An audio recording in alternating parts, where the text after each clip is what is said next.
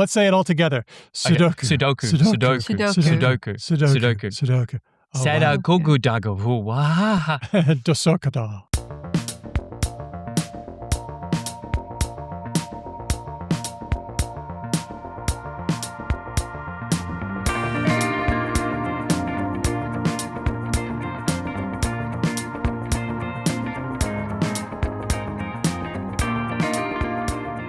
Hello and welcome to Because Language, a show about linguistics, the science of language. I'm Daniel Midgley. Let's meet the team. Back from his trip to distant parts, it's Ben Ainsley. Hey, Ben. Hello. It was hot and dusty, and I saw a dingo.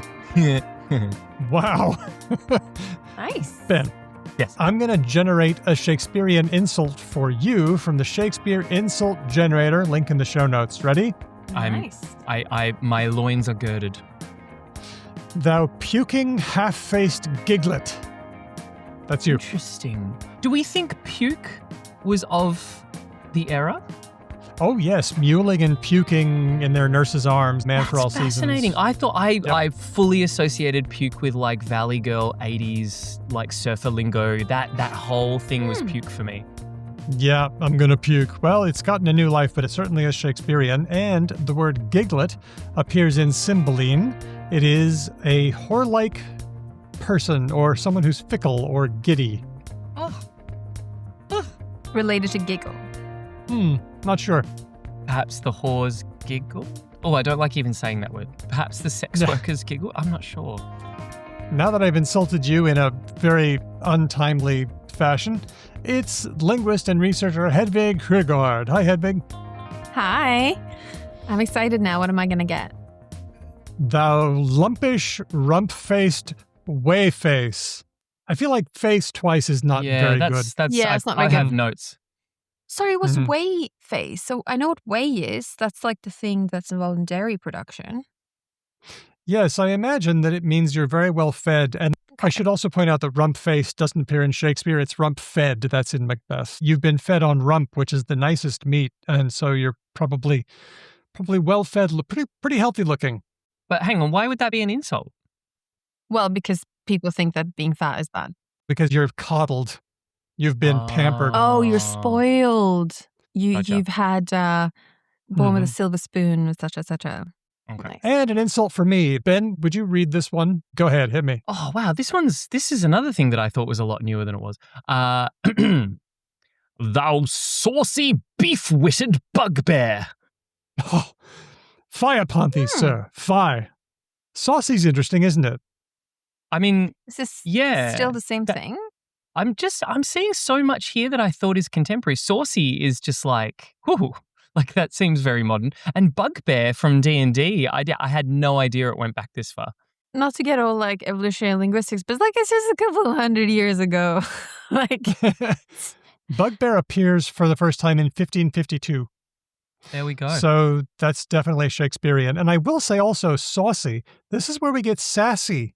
You could say, I don't want none of your sass, or you could say, I don't want none of your sauce, and it's the same thing. Isn't that cool? There we go. And it is related to sauces that you would put on food. Yeah, because they're spicy and interesting. Okay. Now, when you break down a single word like that, you can begin to see the difficulty in translating Shakespeare, and that's very much what this episode is about. I recently had a chat with translator Daniel Hahn. He's written a book, If This Be Magic, The Unlikely Art of Shakespeare in Translation. It's a fascinating look at how different translators have handled the time, the words, and the culture of Shakespeare, and that's coming up. that's really cool because Shakespeare's has a lot of sort of folky, vulgar content, right? Definitely. And you gotta hit that with the same punch, and wench just isn't as on top of mind anymore, right? So that's very fascinating. Very much looking forward to that. That reminds me of the TV show Deadwood, which if it's quite old now, but if people are unfamiliar, was set in a sort of a mining town in the West during the Gold Rush. But they wanted to make it really realistic. But when looking at that language that was actually being used, which at the time was very provocative and edgy, things like consonant and that sort of stuff were genuinely really quite shocking. But when they were doing it contemporarily, everyone just sounded like Yosemite Sam. So they had to use like C-bombs and mother effer and all that kind of stuff because they wanted it to hit, but nothing from then hit. And I feel like Shakespeare's probably got a similar thing going on, right? I think You're so too. exactly right. I mean, this is the problem with translation. Do you keep it true to the time, but miss out on the intent? There's a bunch of competing needs, and which ones do you go for and which ones don't you? I mean, just Ben, as you pointed out, the word whore, which was thrown around quite a lot in Shakespeare's day, well, we no longer find that acceptable. It's much more transgressive, whereas in Shakespeare's writing, might not have been. So I think we're seeing a lot of challenges already. It's just 5 minutes into the episode about how Shakespeare gets handled. It's not straightforward. The other thing that's happening in this episode is that instead of doing news and words of the week like we usually do, I thought we would take the chance to knock off some of the mailbag questions that have been gathering up for a long time, and we haven't done one of those for quite a bit. My goodness, That's I can't believe true. I'm going to say this, Daniel. Mark this down in the annals of our personal history. What do you mean there's no word of the week? Yeah, well, I was kind of sick of word of the week because the two things that I had were explosive diarrhea and low T. All right. And I'm just like, I'm going to go back to avoiding Americans again. I swear to Zeus. All right. Fair enough. I'll allow it, but geez Louise, you've successfully got me hooked on the heroin, Daniel. So don't leave me jonesing for too long, okay? No H this time. It's all mailbag. Okay. Just like to say a huge thanks to our patrons for supporting the show, being on the Discord, having interactions with us, and sending us ideas. Or, if you're just listening and lending support that way, that's great too. We're happy to have you supporting the show in any capacity. And let's give a welcome to our newest patrons. Ben, would you want to take this one? We have at the listener level, Sammy with an I, at the friend level, Daniel Q, and our newest free patrons, which we love just as much as all the others, Jessica J, Yulia, Paula, and Shannon B. Welcome, one and all. That's right. You free patrons, we love you just as much as if you actually gave us some money. Daniel says that with a smirk. I genuinely mean that because even at this level, fuck the man, you guys. Exactly. Okay, so here's the first question. It's about the number game where you have to put a different number 1 through 9 in each row, column, and box. It's the game you play on airplanes before takeoff because there's nothing else to do. Ben, how do you say the name of that game? Oh no. I always forget. Okay, full disclosure, I don't play this game and I never really got into it. And I always forget what the actual way to pronounce it is, so I always have to look at the word. And now in our show notes, you fuck, you've gazumped me because you've spelt it both goddamn ways. I didn't want to, I believe it's Sudoku. Okay, Hedvig, how do you say this thing? I think I would vary it. Sudoku, I think sometimes I might do a bit more like I'm playing Sudoku. I think I would do like a sort of mid thing. Well, it sounds like you're saying Sudoku the whole time. Yeah, but it's not like an oo. It's like a little bit front. I'm being petty. I'm not doing an ah, I think. Is it a schwa? Sudoku? Yeah, it's more like a schwa. Yeah, exactly. It's like whatever. Look, that's very English. We often schwa the unstressed syllables. Instead of saying Sudoku, we say Sudoku. Yeah. But Tiger Tronia on our Discord says, random question as I listened to the most recent episode. Why is it so common for people to pronounce Sudoku as Sudoku? Now, my sister, I always thought she was a one-off because she said Sudoku. Oh, wow, that's a new one. Well, she also used to say Reese's Pieces for the chocolate peanut butter candy. Okay. I was wondering how common this is. Now, I'm aware that there is an episode of Bluey, the Keepy Uppy episode. You know the one? I do. Bandit, the dad, pretends that Bingo is a newspaper. So he's picked her up and he's reading her. That's so that she can't help Bluey play the balloon game where you don't let the balloon fall on the ground. He plops her down in front of Bluey, newspaper Bingo, and he says, just don't do the Sudoku. Sudoku? Wow. How about that? And I hear people say this all the time. So triple U, Sudoku. Sudoku. Sudoku. Well, is what hang we on. have here a case of like vowel harmony? Like people are like, I just want to do the same vowel all the way through. Okay, well, hang on. It's not the same vowel because the first vowel is a schwa. We got 3 vowels. The first one's a schwa, s. It's an sound. Oh, okay. Right? Duku. And we do that all the time when we don't stress a syllable. Then there's 4 different possibilities with the do and the ku, right? You can say doku, you can say duko, you can say doko, or duku. So we've been hearing people say Sudoku. So you know what I did? I went to Youglish, and that's the website where you can type in a word, and it will take you to every video on YouTube that has that word in the annotations. It'll take you right to that spot. Crazy. And I listened to the first 50 examples. There were hundreds. It's a video word engram viewer, essentially. It really is. It's amazing if you want to hear a whole bunch of people pronouncing things. And so Sudoku, which is I guess the real name, 41 people said that. Sudoku, 2 people. Sudoku, 1 person. Sudoku, 4. So it's not insignificant, but why do we think this word is prone to variation? Hedvig, you say vowel harmony. Could you tell us a little bit more about that, please? Vowel harmony is where you have more than 2 vowels in a word, and they start influencing each other sort of through sometimes the consonant. So even though there's a consonant in between them, they're affecting each other and usually becoming more alike. That's why it's harmony. So you can get this in change over time where like you have a word, you add a suffix, that suffix has a vowel in it, and they start affecting each other. You can get this in a more like systematic way, like how you get in some languages in the Afroasiatic language family. But it's just one of the ways that humans try to make it easier to pronounce things, and sort of staying in the same position is sort of probably less effort. And if the meaning gets across anyway, if it's sufficiently disambiguated, it's kind of fine. And what we're talking about here also are 2 vowels that actually are quite close in the vowel space. So you could glide into them. It's not unbelievable. That's right. And also, now we're in an area of linguistics called phonotactics. When we borrow a word from a different language, we will often change it if it contains sounds or combinations of sounds that we don't use. The thing that confused me, though, is that there's nothing in the word Sudoku that violates English phonotactics. So there must be something a little funky about it that makes us English it in a weird way, contrary to its spelling. What is the Japanese pronunciation, I guess? Sudoku. And it's got an U at the Sudoku. beginning. So I do believe that the first syllable is the one that gets the stress. Japanese listeners, straighten me out if I'm wrong.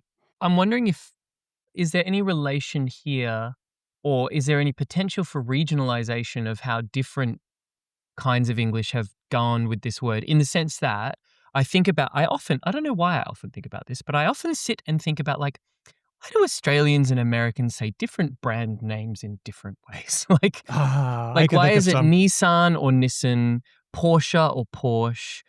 Even names for like oregano or oregano. You know, like we have elected to put stresses in different places. Celica versus Celica. Yeah. Sometimes there's like patterns in those variations, but sometimes there's also maybe just like an innovation that spread in Australia and just took over all of Australia and didn't get to the US.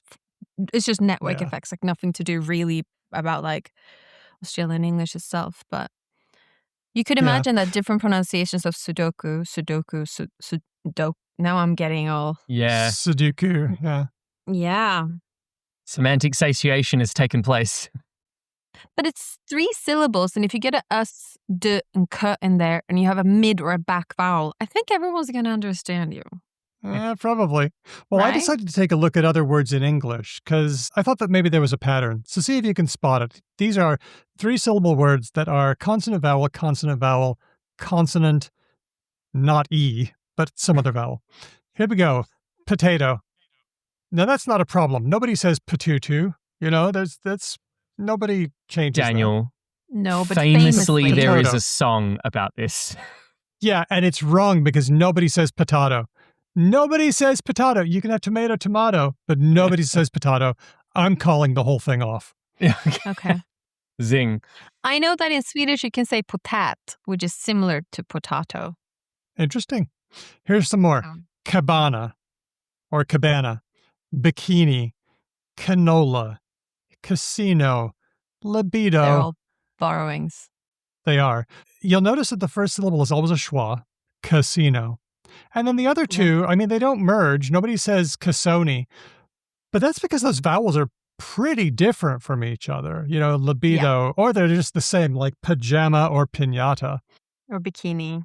But for Sudoku, the second and third vowels are really similar. So I think there's a strong temptation to merge them, bring them closer. So I think what's going on here is, like you say, Hedvig, vowel harmony to make those close sounds oo and o just a bit more similar, make it easy to say, doesn't cost anything, doesn't hurt comprehension.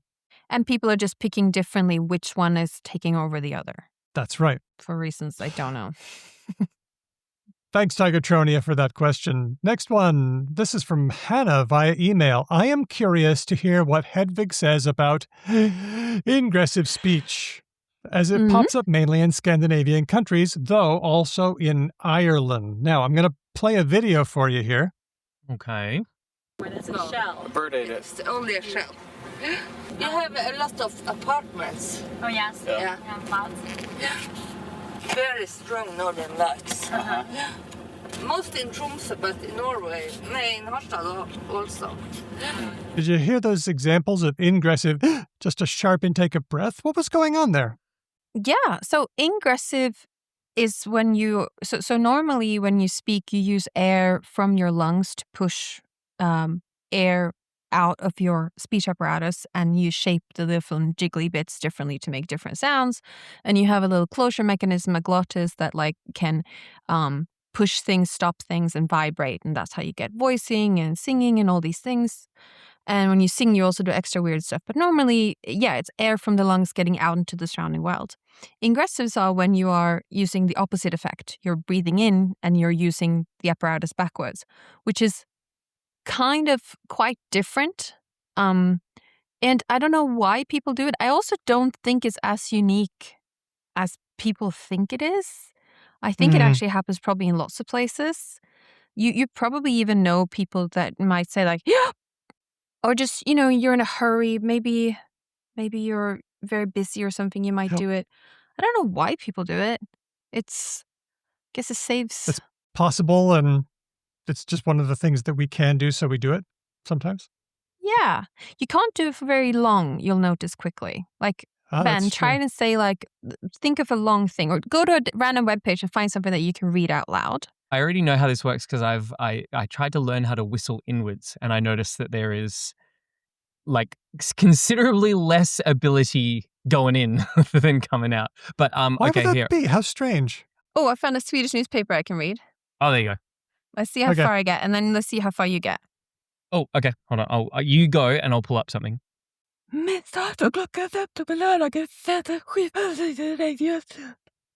about as far as I can get. That was not very far. Okay. No. Let me go. It's freaky. This is from a silly webcomic. Okay. I got to go all the way out first. That's important. Yeah. This is a carrot cake. We're going to get it in the cubes and we're going to put it in bowl and cover it with milk. Oh. You sound like Zardoz, the Macintosh voice. Similar length, I'd say. Yeah. I think we must be breathing in a lot faster than we can breathe out. Oh, I can sure. keep the air, focused and let a little trickle out when I egress the air, but not when I ingress. Yeah, it does help, I think, that we've spent our entire lives practicing how to do this bit, and we're just now trying the other way. And also, the main problem has to do with pressure. When we are pushing air out of our lungs, we have a pressure in our lungs, and we use our glottis to build up pressure, and we use our mouth to build up pressure.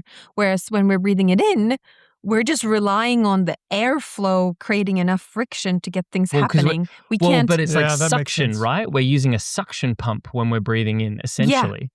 But we have much fewer like mechanisms in that direction to help us make it. I mean, maybe some people you can probably train it up. It's probably like, Mongolian throat. Oh, Mongolian, the thing when you, the throat singing, they do it, right? Do they? Well, I don't know about that. I think that's more like harmonics, where they're doing something funky with egressive air. It's not ingressing. I do remember how when I was teaching in Vietnam, I was doing a unit for a bunch of English teachers, Vietnamese English teachers, and they did something funny with the letter B when they were speaking English. And by the way, these were not novice English speakers. These were good teachers, but even good teachers who are learners have funny little bits that they still do, funny little habits. Quirks. And their funny little habit was the B. They would say, instead of having a boat, they would have a boat. I was like, Oh. what is going on with that? It's ingressive B. Vietnamese has it. Yeah, and they kept it for their English. Hannah says, all the best from one of your biggest fans, Hannah, Watertown, MA, USA. Thanks, Hannah. That's great. And just to wrap this bracket up, this one's from Finn via email. Hi, love your show. Before reading the rest of this email, what do you think I am nonplussed means? I am nonplussed. Oh, Yes. I've never thought about this before. What does it mean to you, Ben? So in the language of the youth, I would describe nonplussed as nonch. To be what? nonplussed about something. No, do we not know nonch? Nonchalant. Oh, yes. Come on, Nonch. Daniel. Sorry, I failed to recognize clipping when it presented itself to me. Yeah. Nonch. Yeah, so I've always understood nonplussed to be a version of that, to be like, I'm indifferent. I don't care either way. Like, it's fine. Yeah, me too. Like non-shocked, non-surprised. The answer that you'll get from many dictionaries is someone did a thing and I was confused about it. I was puzzled. I was perplexed. Now, the reason we get the word is because it comes from French non plus, no more. Someone's done something and you've come to a standstill, an impasse from the 1500s. Okay, so old. Okay. So old. Finn continues, it doesn't mean not impressed, even though it looks and sounds and seems like it should. I like to ask people what they think it means, and I almost never get the right answer. So most people collectively agree on an incorrect definition. I think it's a very interesting example of language changing and of the difference between the etymology/dictionary definition versus common use. Just wanted to hear your thoughts on this. Thank you, Finn. Let's think of some cases where we have what's called bridging contexts, where both interpretations sort of lend themselves as possible. So like the original meaning supposedly is like you're confused, and now we think that it could mean you're indifferent. So in both of those cases, you're not active. You know what I mean? You're not like shouting or like just doing something. So if you didn't get more context and someone says something that was supposed to get a reaction and someone said, oh, and they were nonplussed, and they meant they were confused, but you looked at them and saw that they had a slightly blankish face, you might think they're indifferent. Yeah, you see what I Could mean? be. Yeah. It's just a little creep. The one that I always think of in that way is ironic. The word ironic in the 1800s, if you said that you were speaking ironically, what you really meant was you were speaking sarcastically. That's what we would mean. Yeah. I said it ironically means I was just being sarcastic. But now ironic seems to have meant something a little different, like appropriately exactly the wrong way, or you tried to do a thing and you paradoxically achieved the opposite of what you tried to do, and that was ironic or something. We need to talk about Alanis Morissette here. Don't you think? So, yeah, that's a good example of a sort of a unifying sense for those two senses of the words. I wonder if, because my example that I have of this same phenomenon also is to do with a word that has come to be interpreted to mean indifferent.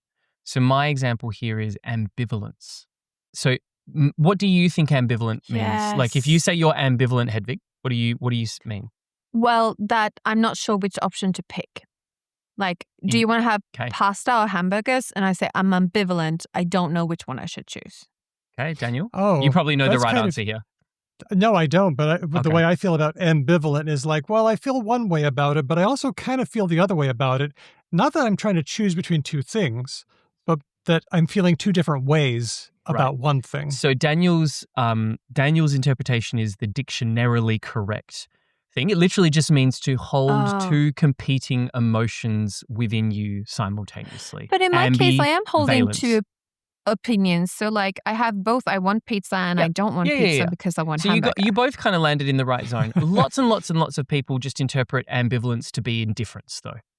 So people will use it to mean I don't care. This is interesting because I was going over an academic article I'm writing and I was thinking about using the term ambiguous.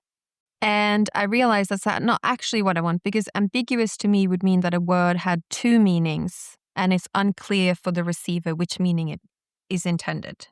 Sure. Sounds good to me. Whereas what I wanted was the utterance doesn't contain enough information, which is not the same as actually ambiguity. Yeah, okay. Ambiguity would mean there is information, but I don't know which one it is. Whereas what I wanted this word is almost insufficient. It's an insufficient Yes, exactly. word. Like the statement was not specific enough. Right. Which is different. Now I'm thinking about disinterested, which dictionarily means you don't have a stake in the matter. But now people use disinterested to mean uninterested. You don't really care either way, which I guess is kind of the same. You can really see how these words creep along. Sure. Let's just finish up. I found Merriam-Webster is on the case with nonplussed. There's a link in the show notes. They say that nonplussed had its confused or at an impasse definition. And then it says, for the next 300 and some years, nonplus remained on the straight and narrow, avoiding the temptations of demon rum and semantic drift, and as a result of this managed to keep its meaning remarkably unchanged. And then, in the early 20th century, some people began to use nonplus to mean unruffled, unconcerned, and ever since then, the word just hasn't been the same. Need to track down these people. Yeah, be sure to tell them off so that they'll stop it. You can head this thing off. It's not too late. Let's get the time machine. Thanks, Finn, for your question. Now it's time for Related or Not. Let's hear that theme from Hugh. This is the original Hugh theme with Ben's voice. Related or not? Related or not? Related or not? Related or not? The closest I will ever come to rock god status. I'm usually kind of anti-guitars, but that was good. What, just in life generally? I often think that electric guitars are inserted in places where they're not wanted. Okay, so you've got a thing, like, in the same way that, like, saxophones were just wild in the, like, 80s and 90s in a whole bunch of songs that they didn't need to be in. Oh, yeah. Your thing is like the guitar is that now, is today's saxophone. I already, when I was quite young, I felt this way because my dad liked a lot of rock music that had a lot of guitars in it. And I was like, not having any of this. But I enjoyed that. Hugh, for the record, I enjoyed that. Hugh gets a pass. That was good and appropriate. All right. Gee, Ben, you might have a finite Sabbath number now. Oh, yeah. Let's do it. Okay, this first one is from Jonica via SpeakPipe. Hello, lovely, because language is this. I have a suggestion for related or not. There are several words. The first is pooch, as in the dog. The second is pouch, as in the thing with a hole. The third is pocket, self-explanatory. The fourth is poach, as in the eggs. And the last is poach, as in steal the rabbits. Yeah. Thanks, Jonica. This is a big one. Yeah, there's a lot here. I think we're going to have to take this pairwise and see where it breaks. So let's start out with pouch and pocket. Related or not? Related. Yeah, I'm feeling related. I think so too. I think these are doublets. I think they're probably French. I feel like the et is a diminutive. Oh, yeah, like a pouchette. Can I ask a question? Sure. I frequently buy like ready meals in pouches. And when I wrote it down in my shopping list and also when I wrote it down here, I always second guess myself on the first vowel, if it's supposed to be spelled with an O or with an A. And I think it's supposed to spell with an O. Yeah. But Ben, can you please say this word? Pouch. That is an A. That's should be an A. You know what I've just realized? Actually, we should probably chuck another one in there. I can't. I'm sorry to add to the list, Daniel. Oh no. Yeah. Yes. Paunch. Oh. Paunch? Gosh. Paunch Paunch. is like a little belly. A belly that men typically get as they get older. You get paunchy. Anyway. Sorry, I'm just I'm being ignoring a that. prick. Yeah. We all think that these are related, and they are. Okay. Pouch comes from Old French poche, which means a purse, or a poke. Poke. Like a pig in a poke. In modern French, poche also means pocket. J'ai des pantalons avec des poches. Pocket goes back to Anglo-Norman pocket, and then to Old North French poke, which is bag. So they both come from a French word meaning bag, which sounded like poke or push or something like that. Mm-hmm. Okay, next one. Let's go with poach the eggs and poach to steal. Hey, if you want to make poached eggs, you have to steal them first. For the record, poaching is when you hunt illegally, right? Correct. Yes. You don't go into like a farm and steal a rabbit and keep it alive. That's not poaching. You could, no, I think you could probably call that poaching as well. No, but you would eat the rabbit. You wouldn't take it home for a pet, and that's not poaching. Oh, so when PETA liberates rabbits, they're not poaching, yeah. Yeah, that I would say we would not use the word poaching for. Got it. You're hunting them, yeah. My idea is when you poach an egg, you have to put them into like a little pocket. Oh, that's true. Okay. And you can pocket things is another word for stealing. That's true. Oh, Hedvig on fire. Okay, So interesting. I'm going to say poach, poached, related, and they're all related. I don't know about the dog one, though. I'm leaving that up to later discussion. We'll come to that in round 3. I was actually going to say Ben? Poach and poach. I'm struggling to come up with the through line here, unless all of the animals that were stolen got like boiled as a form of cooking. I'm struggling to see the connection between the things. So I think I'm going to go with unrelated because I'm not backing my own intelligence on this one. I said related because the sound of the word, I know it's a short word, but I just feel like going back that far with a word so short, it's probably part of this constellation in a way that I don't understand. So I'm going related. Answer. Sorry, Ben. These are related. Okay. Now, the poach to steal, the related sense here is you're poking yourself into someone's property, probably. Okay. Oh, poking as in poking your head up. Sort of, yes. And to poach eggs, as you say, Hedvig, it's really to just put them in a pocket because maybe like you're either putting it in an enclosure or the white of the egg becomes a pocket for the yolk or something like that. Now, I know this is going to come across as me being really defensive about losing, but to poke your head up and someone's pocket, what? How is that related? The problem is what he said earlier. He said that pouch and pocket both come from French poche, which meant both bag and poking. That's our problem. Okay. And how that word means both of those two things, we can start a riot about. But then hang on. Does that then mean, like, are we, if I may be so bold, I know we always get like rules lawyer on this stuff, but what's it called when we have the same word that means two entirely different things? Well, do we think that they're related or not? Because we use different... but that's what I'm saying. Like, do we think the original word for poking and bag were related just because it was the same word? Because we have words in English that are the same word but mean entirely different things. So if we think they're unrelated, we call them homonyms or homophones because they're spelled and or pronounced the same way. So bank of a river and bank where you put your money, I believe, are not related. They just happen to be the same. Or are they? No, they secretly are. They both, the bank is a raised area where you do your money stuff, and the riverbank is a raised area, and they both are related to bench. But is every sense of bank related? Every single one? Yes, Is it because they there's a are. fuckload of The them? noun. There's 10 in Okay. WordNet. That's a tilted bit of the road, and that is a raised area. There's a bunch of switches, a bank of switches, and that is a raised sort of thing. They all share in that. Okay. All right. Okay, all right. but so let me just take this as round 3. Okay. Here's where things stand. We've seen that pouch and pocket go back to a word that's kind of like poke, a kind of bag.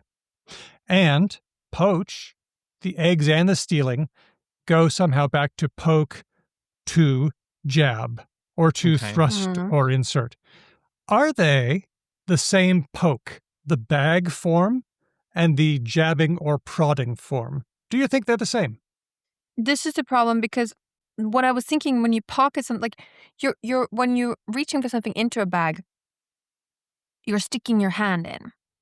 Put your hand in. Yep, And if it's one of okay. those, what if it's one of those like its own antonym kind of a thing, you know? Like both being the thing that encloses and the act of sticking something into something into an enclosed. enclosure. Yeah. Sorry. Well, she just tickled herself pink. She is. Check her out. Okay, the answer for this one could be related, but maybe not. This one is very murky. To poke someone, to jab someone, goes back to a Proto-Germanic root puk, and from there we just don't know. A poke like a bag, the OED says goes back to a different word meaning poke, a dagger, because you poke somebody with a dagger, I suppose. But if you go to Edym Online, the online etymology dictionary, they say all of them are probably from Proto-Germanic puk. So sources differ. We just don't know. Let's move And on, now though, this fucking dog. to pooch. Yeah. Related to any? Do you think, Hedvig, it sounds like you're feeling like pooch is out in space all by itself. Yeah. That's what I Don't thought. like it.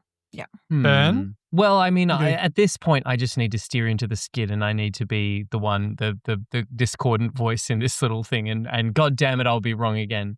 But I'm going to go with related. I cannot even begin to articulate why or how. Let me think. Can I come up with any sort of a thing? Because Hedvig, I gotta be honest. You have been like swinging for the fucking bleachers with identifying all of the different ways that this like you're like the person with the red string on the got the corkboard red on this shit. string. Yeah, like fuck. Yep. You can put a dog into a bag. Yep. You can put I it mean, into a I don't know pub. if you should. Yes. Well, Yeah. if it's Like a very, people used to transport nice, small animals around in calm dog. bags, right? And maybe Yep, I remember. I know we used to treat dogs really badly back in the times that we're talking about, and maybe you would kick or poke like the curs on the street all the time or something like dear. that. So like a pooch was a thing you would just like hit with a stick to get away from your tannery or something. I don't know. Ben, I'm so sorry. You're wrong again. Pooch is not related to any. Well, the answer is no one knows, but probably not. My guess, connected to nothing, is it's related to puppy, which is related to a doll, but I really do not know. So thanks, Jonica. That was a tricky one, but what an interesting walk around some words with unexpected connections. This one is one from Eleanor on Patreon, who asks, caddy, like a container or a case. You could have a tea caddy. You could have a shower caddy. And, says Eleanor, I also just learnt that a golf push caddy is a thing. Oh, yeah. Which Wait, also is the name for the person, right? Yeah. And then the caddy, the person who carries a golfer's clubs. Yeah. Well, okay.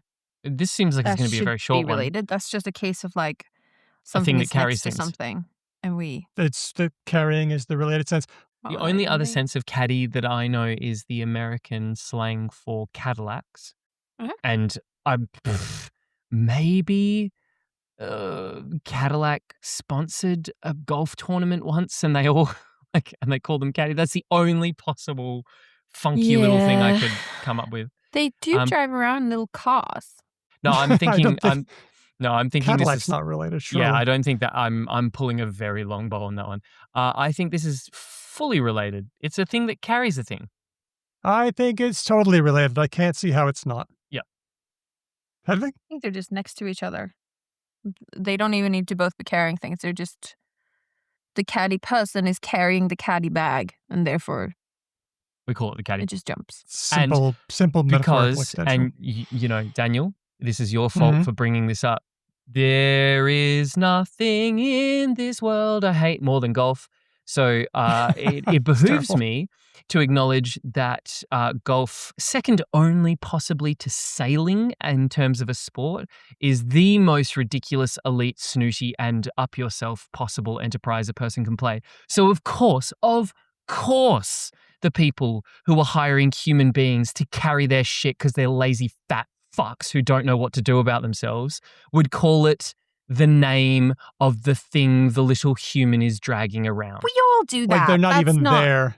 That's Like, not they're even not even derogatory. there. Like things being next to each other jump all the time. I was just imagining, like, what if you had like a scary movie where you could see all the word meanings jumping around? Like all ghost parasites. That's horrifying. Yeah, I don't want that at all. I want Okay, that. so it sounds like we all think that's related and like Yeah, for really sure. obviously related. Yes. Yeah, not related. Get the fuck out of here. Fuck off. Who's this Unexpectedly person? not related. Eleanor. Here All we right, go. let's hear it.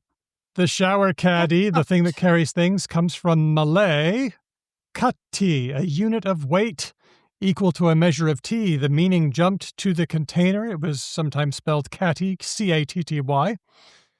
The caddy, who carries the clubs, is a form of the French word cadet, a student military officer. I mean, the Yes. one thing I will say is I'm satisfied that the true answer for how the golf caddy got its name only further makes those pompous assholes look like total dweebs. Oh yes, get the cadet down here to carry the clubs. Oh, surely if a world leader likes golf a lot, they're an okay person. Come on. So much hate in my Also, heart. well done, Unreserved. Eleanor. If Malay and French are different. Because sometimes we have like, this word comes from like French or Italian and it's like... This one's coming, by the way, from Dr. Hedwig Huygård. French and Malay, different. I mean, She's a maybe language all languages are typologist, ultimately folks. related. They're all spoken by humans. Yeah. But Not related, and it's not even close. By the way, is a cad related to a caddy? Oh, like Do you a think- a fast and loose person. Yes, a cad and a bounder. Yeah, I guess so. Like a cadet, right? Like a Learning so many young, new words. untrustworthy male. cat. Cad. You, sir, are a cad. Yeah, Wow. I reckon Ben says yes. I reckon it comes from cadet. Yeah, I reckon it comes from cadet. It comes from cadet. It's Yeah, just there a we go. shortening. Anytime the explanation is young men being dickheads could lead to this word, it's like, well, that's probably the answer. That's what it is. Thanks, Eleanor. And finally, one from Benjamin with background noise via SpeakPipe. Hi team, I'm Benjamin. I'm a speaker of British English based in Paris. And I'm a big fan of the show. And I have a related or not for you. In US English, the musical note with 4 little tails is called a 64th note. But in British English, that's a hemi, demi, semi-quaver. Uses a half of a half of a half of a quaver. Hemi, demi, semi, quaver. Hemi, demi, and semi, they all rhyme. They all mean the same thing. So are they related? Thank you. Okay, what do you think? Interesting. Hemi, demi, and semi. Can we just, hemi, because I demi, couldn't and semi. quite make it out, could we also recover what the American version of this is? A 64th note. Oh, okay. Yeah. Very short.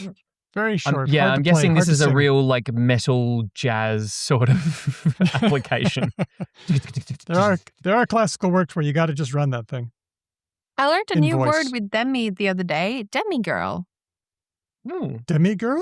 I do not know this. It's like Half a girl. sort of, my understanding is like a gender identity where you're like, yeah, I'm mostly a girl. Cool. Oh, so like the gender, the femme genderization version of monogamish and hetero flexible. I No, like I it. think it's just like most of the times I feel like a girl. Sometimes I feel like a bit non-binary. Yeah, that's what I or mean. So something. like monogamish is like, Hmm. I'm mostly monogamous, but every now and then there's something else. Yeah. Yeah, Anyway, okay, I nice. just learned that word, demigirl. I thought it was pretty There good. you go. Okay, hemi, demi, semi. All Greek, I'm going to say. And we also Okay. have hemisphere, Mm-hmm. demi as in like half, and we have semi as in semifinals, which are very apropos right now, which are Yeah, the true. thing before the final. So, and I think that's the same as like, it would be same as like saying a half final, a semifinal, right? Yeah. I don't know why they don't say demi final, because I thought demi It could be a also meant demigod. That's where I half. mostly hear it. Demigod. Hercules is a demigod. He's a half god. Correct. Correct. Jesus Christ S was and a D, demigod. surprisingly close in the phonetic system. Just one is fricative and one is a stop. They're not that far apart. S and D, yeah, okay. Yeah. So hemi though, hemisphere. This are is they a good all one. related? For my money, right, would we say that micro and macro would be related? Oh, that's interesting. Yeah. Don't know. Why are you now we're doing this? getting- My question here is, if you've got words that are structurally similar but have just one letter that's different, and they semantically, like if we were playing Semantle, you would be getting like 2s and 3s. Or no, what's the high score in Semantle? Like Well, I think we're really talking about genetic relation here. You know what? I've come around to the way that you guys have been thinking. So what I'll try to do in future puzzles is not say, are they related or not, but in what way are they related? Is it genetic? Is it transmitted okay. across? Yeah, okay. Did it grow together later? I'll try to be more specific about that as we go. But now let's stick to hemi, demi, and semi. So one possibility is that they are all related and that the hada depends on what's coming after or before. So like when this emi thing is paired with such and such a word, you get semi. When it's paired with such and such a word, but it's like a phonological thing and not a meaning thing. If it's Your that, mouth I would gets argue they're ready. all related. Yeah. Okay. I can't think of a demi-s thing. Like there's hemisphere and there's semicircle. So already we're in trouble. It could also Would you just have say been like that in demi- Greek, and then it's all the patterns get lost. I'm gonna Yeah. guess that they are all related, and the differentiation was deliberate because of instances exactly like this musical note where people felt like they needed to further halve or delineate something that had already been halved or delineated. So they didn't want to go hemi something. So they were like semi-hemi and then semi-hemi demi. So I reckon they're all related, and people like one of them is probably the oldest one, and then some other ones came along later, specifically to be able to do exactly what this note does.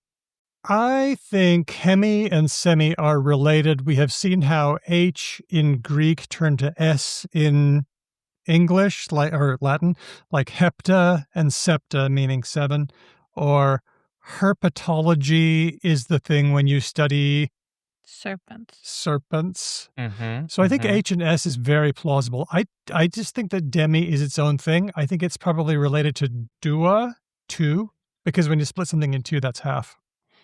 So I think D is on its own. Demi is its own thing. Okay, I gotta know. Hedvig, what did you think? All related? All related. So the answer is, I was right on the division, but not the meaning. So both semi and hemi are from Proto-Indo-European root semi, which means half, semi. Demi doesn't come from 2, but from Latin dimidius, which means a half. The D is dis, meaning apart. The medius just means in the middle. It's cut apart in the middle. Okay. There we go. I'll allow it. But then over time, it's some sort of analogous thing has happened so that they're more alike. Yes, I think you're right. I think it would be fair to say that demi is growing closer to hemi and semi based on that model. So is that related? Well, in one sense, yes. And in another sense, no. Clearly, hemi and semi are more related in that way. Thank you, Benjamin, and thanks to Hugh for that theme song. If you want to send us your related or nots, we are being inundated with lots of great related or not clues here. And if you want to send us one of those, please do. And also, we'll take a jingle. If you got one, just send that to hello@becauselanguage.com or get in touch with us on the socials. And keep using SpeakPipe, because it's so cool to hear your voices.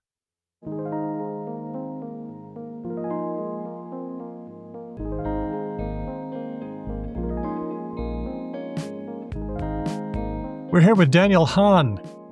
translator and author of If This Be Magic, The Unlikely Art of Shakespeare in Translation. Daniel, thanks so much for coming and being on the show. Thanks for having me on. Great to be here. So you're a translator. What does a translator do? I'm glad you asked that because it's a more complicated question than I think it suggests.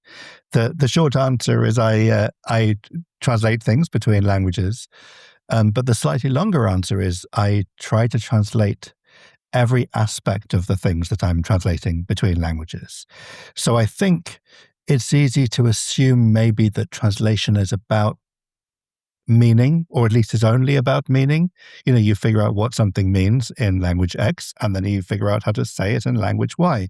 And that's part of it, but because writing isn't only about meaning, translating is also not just about meaning. So I'm thinking about the translation that I'm writing in a quite multidimensional way.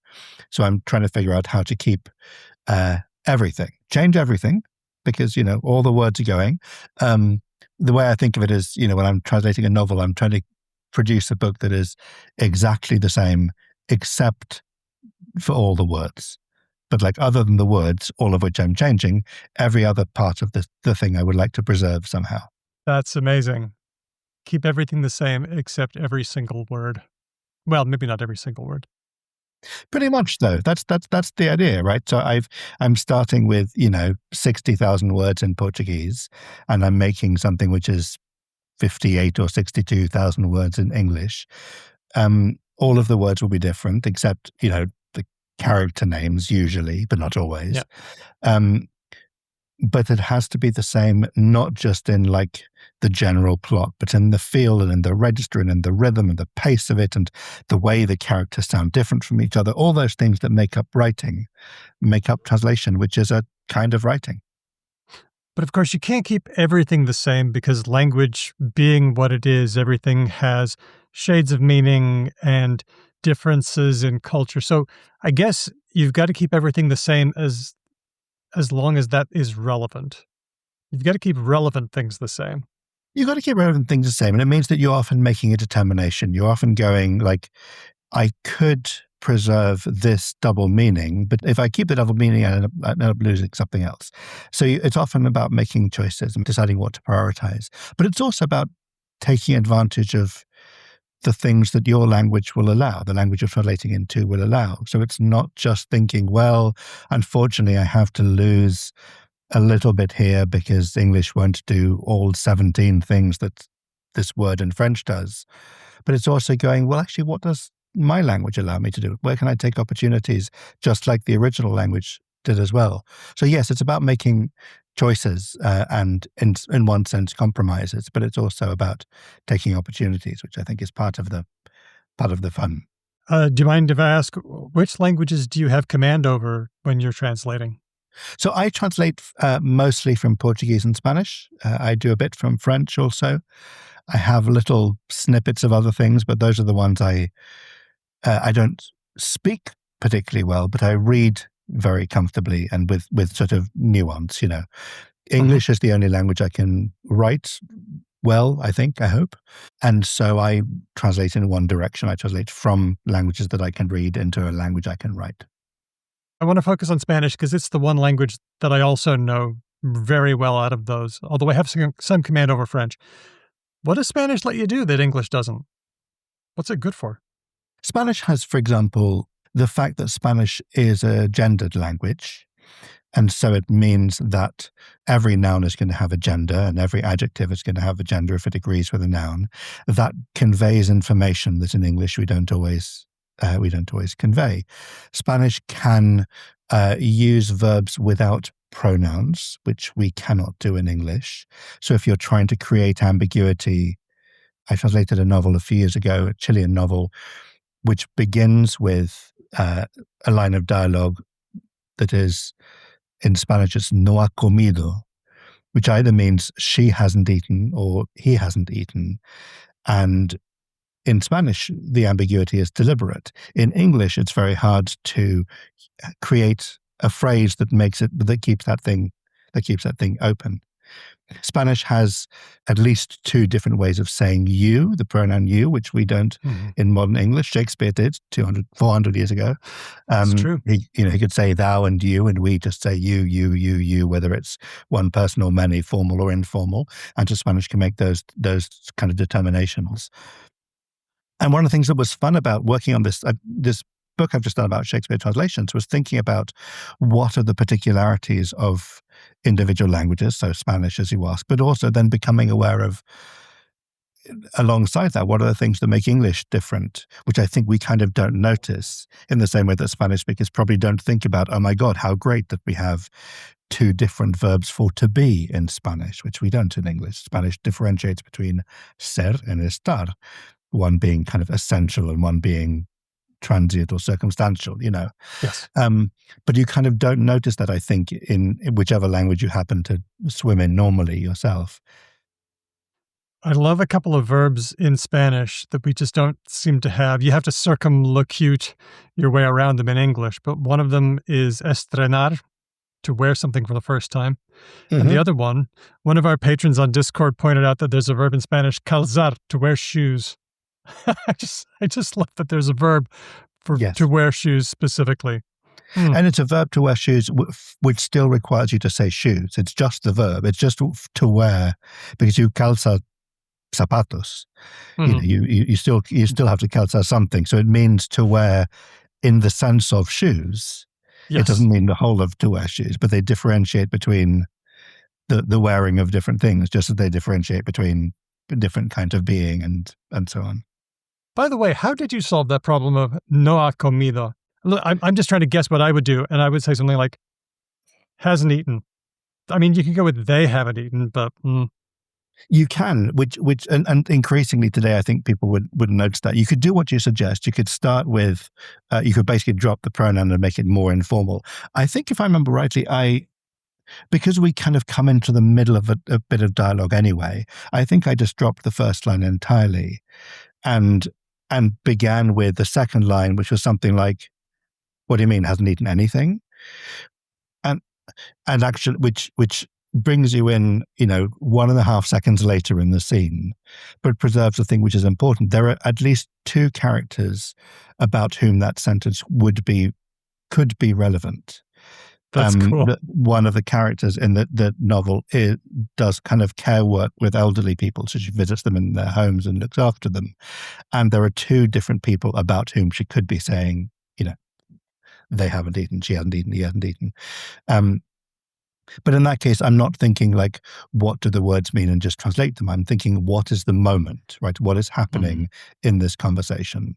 And how do I create a thing that has that effect, that gives the effect of coming into the middle of a conversation with a line of dialogue that you as a reader are supposed to go, oh, wait a second, I'm not sure where we are at this moment.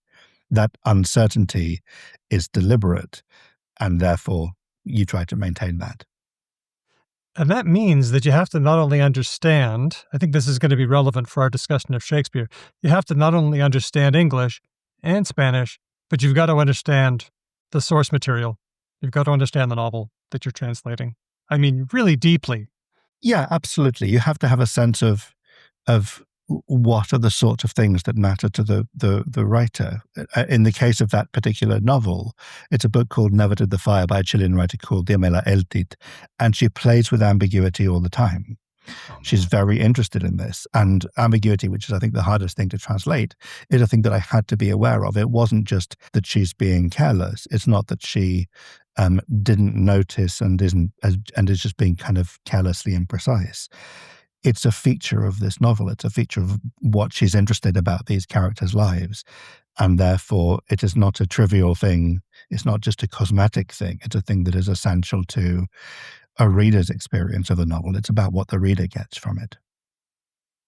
Now, it's one thing to deeply understand the work of a writer who has written in our century, but understanding Shakespeare at this distance is a very different task, and I think a much more difficult task, because we're dealing with a lot of different dimensions here. Things that Shakespeare would have understood may not be available to us now. And English has changed and culture has changed. So this is a much trickier task, it seems. It is in lots of ways. One of the advantages you have if you translate Shakespeare, which I would have loved to have had with some of the contemporary writers I translate, is there are previous translations, there are annotated editions, there are 400 years of people thinking about them and scholarship and trying to understand. And so there is a distance, but there's also, like, there is research you can do. There is stuff to explain things. There are people you can talk to, You can't, email him a list of questions, which I do with my authors, though wouldn't that be fun? But there is a sort of, like, there's a scholarship around it if that's a useful thing for you to have. But certainly, as you say, because the language has changed, English, in the last 400 years, and because culture has changed, there are some things that are more difficult, that will be more difficult for a translator to understand, just as they are sometimes difficult for an English language audience to understand. One of the things that I think is very pleasing about Shakespeare translations is that often the things that have got lost or at least become slightly obscured to us as an English language audience will be brought much closer to an audience experiencing Shakespeare in a translation that was produced 5 minutes ago. There's a kind of distance, some of that distance gets closed in translation.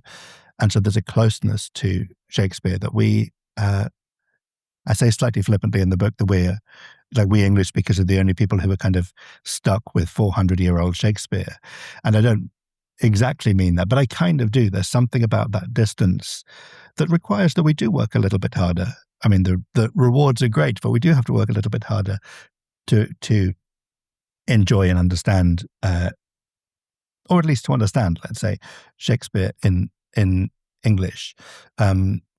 And that distance sometimes gets closed in translation. It's nearer to you in translation.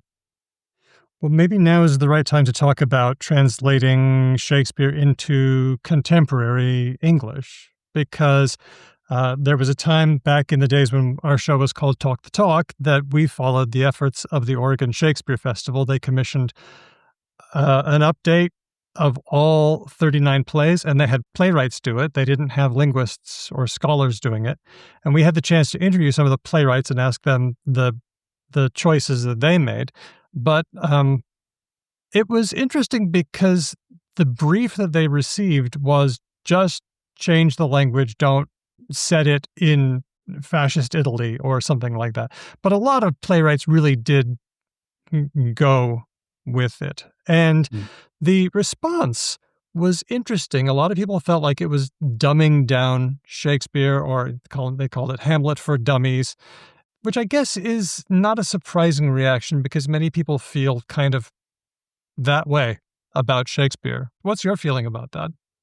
I understand that reaction. I think there are some people for whom it's a sacred text, right? There are certain, you sort of don't touch it.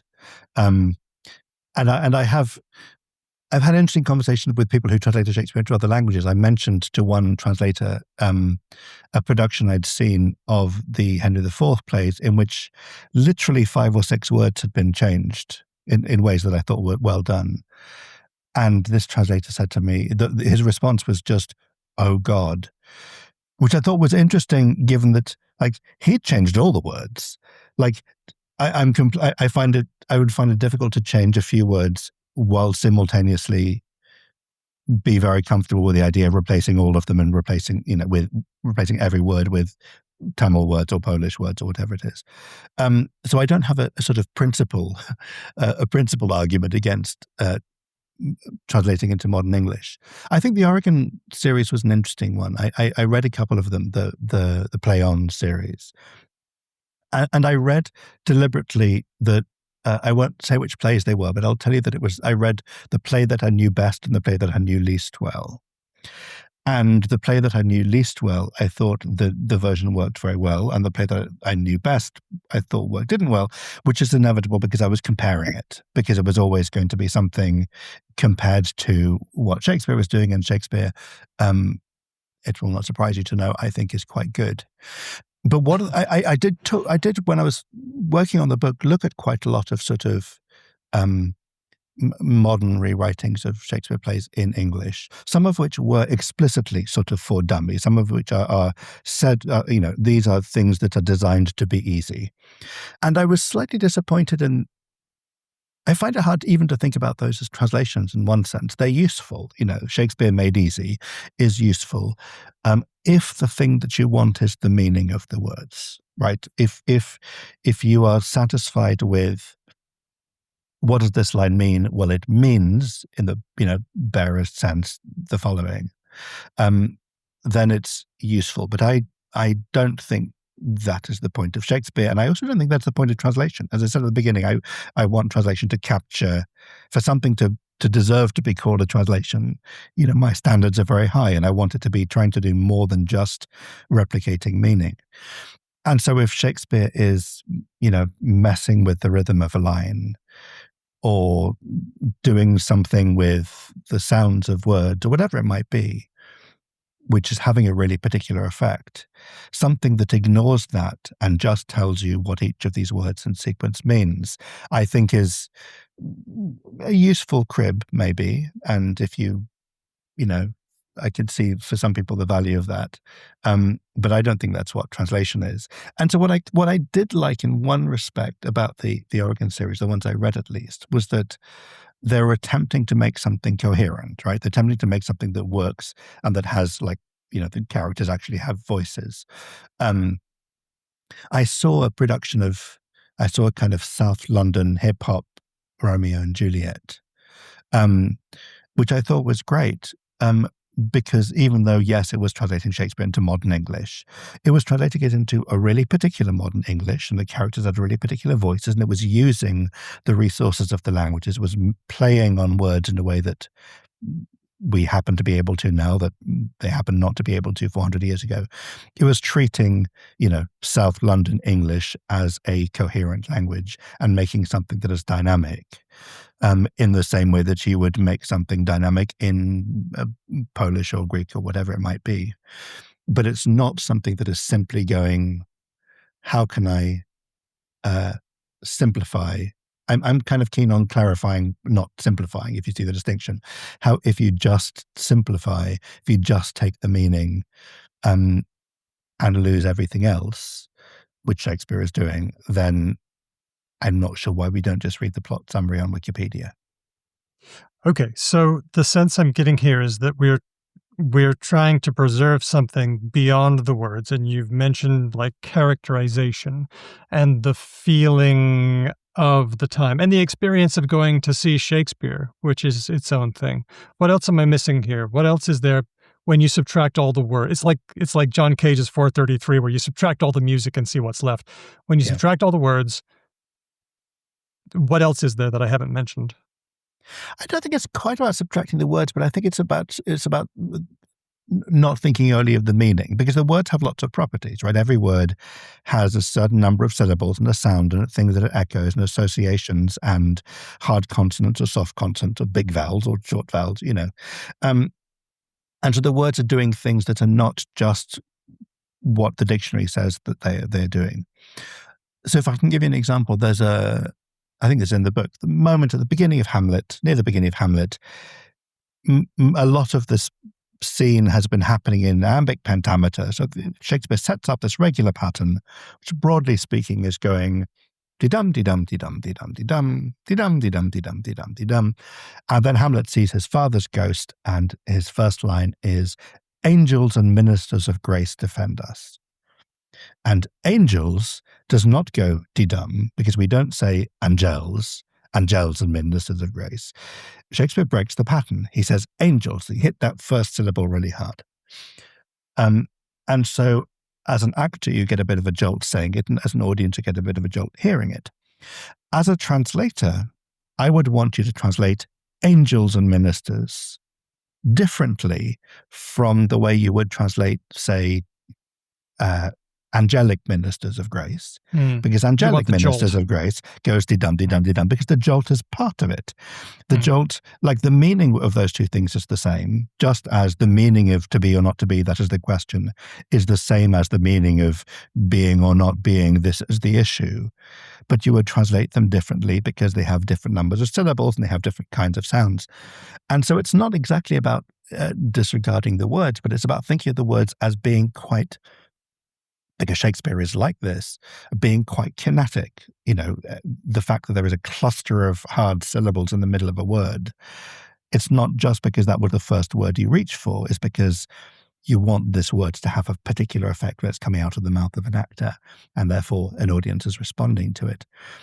And so again, as a translator, you're thinking about how to do something that keeps all of those dimensions, or as many as you can, as possible.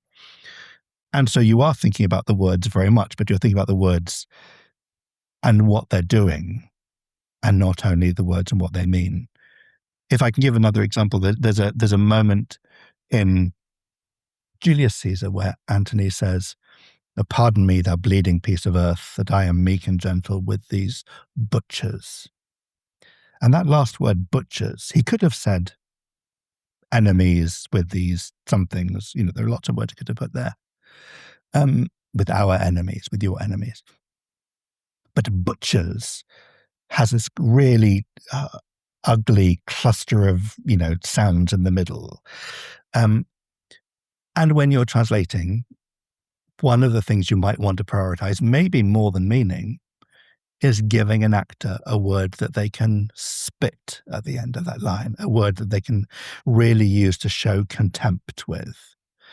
And so maybe you translate that word into something that doesn't exactly mean the same as butchers, but feels the same, so that an actor can do with it what an English language actor can do with the word butchers. Because at that point, the sound of the word becomes relevant. You mentioned lots of other things in the book, like you even get down to the level of punctuation. You had this quote, "Punctuate the translation, don't translate the punctuation." What did you mean by that? Yeah, it's a thing that we think about as translators all the time. I think it's easy to assume, because I'm interested in, the pace of my translations as compared to the pace of the original, say, that I should therefore have long sentences when they have long sentences, and put commas in where they put commas in, and pause where they pause, which is true up to a point. I'm kind of following to some extent the shape of a paragraph, say, or even the shape of a sentence. But we also use punctuation differently in different languages.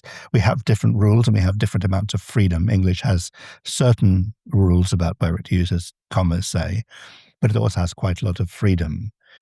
In that sentence I just said, I could have put commas in various places or done it the whole thing without commas. You can't hear them because I am pausing wherever I choose to pause. But I could transcribe that sentence with commas in a number of different sort of optional places. And so what I think that little phrase means, and it's the thing that we talk about as translators all the time, is not just thinking there's a comma, so I have to put a comma, there's a period, so I have to put a period. You kind of do your translation and then you punctuate it for the effect you want, which will be partly for following the rules of your language, but also using punctuation to give information to your reader, to suggest pauses. And in the case of someone like Shakespeare, it's to give information to your actor. The Danish translator whom I interviewed, Niels Brunse, an amazing translator, said that he uses what he described it as not grammatical punctuation, but expressive punctuation. So he's punctuating as though he were kind of adorning a musical score, basically. And it is indicating pausing and indicating breaths and that sort of thing, which is part of how we sometimes use commas in English, but it's not the whole thing. And so it's about, again, coming back to this idea of using the language you're translating into, using whatever resources it has, the constraints it has and the opportunities it has, to sort of optimize the effect. And this means sometimes doing the same thing as we have the same punctuation as the English source would use, and sometimes doing completely different things, entirely different things, in order to create the same effect. Okay. So we've kind of been talking about the choices that a translator has to make, about Shakespeare's form. So we have Shakespeare coming to us. Sometimes he rhymes, sometimes he doesn't. Sometimes he breaks into or out of rhyme. Sometimes he uses a certain meter, sometimes he doesn't. And you've got to choose whether and how you're going to do that in the language that you're translating that in. There are lots of things, and they come down to form, and they come down, again, to what are the things that happen to be the characteristics of English as opposed to characteristics of other languages. Things like form, you kind of have to decide up front. There's like a policy decision. Am I going to use verse when Shakespeare uses verse, or am I not? And if I do, will it be something like iambic pentameter or whatever? So those are the kind of things you have to decide up front. Why wouldn't you use verse when Shakespeare uses verse? Well, you might make a determination, as some people do, that the things that you would have to lose by fixing something in verse would outweigh the things that you would gain if you did it differently. Verse forms also work differently in different languages. English is a stress-timed language. There are other languages like French where you can't use iambic pentameter. You can use a 10-syllable line if you want, but it doesn't have the stress doesn't work in the same way, and the tradition you're working in isn't the same. But one of the reasons you would want to have verse, perhaps, is so that you can sometimes break from verse and have prose. One of the reasons to have rhyme is so that sometimes you aren't rhyming, that a lot of the time you're creating effect by juxtaposition. Shakespeare uses big Latinate words so that you notice the small Anglo-Saxon words, and vice versa. A lot of the time you have these things that are the possibilities that Shakespeare's working with, and he's using everything and setting things off against each other. He's using, little runs of monosyllabic words and then longer words so that you notice the transition, for example. And as a translator, you you want to do everything. You want to give the sense of it being a 400-year-old thing while also not being a weird, archaic 400-year-old thing. It's difficult translation, turns out. Who knew, right? Yeah, right. Well, then let's get into the next area that we're kind of touching on. We've mentioned keeping it true to Shakespeare's form, his rhyme and meter. There's also keeping it true to English. And you've mentioned that, English does certain things. It feels a certain way. It acts a certain way. And other languages just won't do that. So sometimes you can keep it close to English, and sometimes you have to venture farther away. So I think that's absolutely right. And I think what you then find yourself doing is thinking about effect. You sort of almost retrofit. You think, what is the effect that's being created here? And what are the tools that I have in my language to create this effect? So I mentioned that English has, Anglo-Saxon Germanic words and also Latinate words, and Shakespeare plays between them, and they create a particular effect. The Latinate ones tend to seem higher register and so on.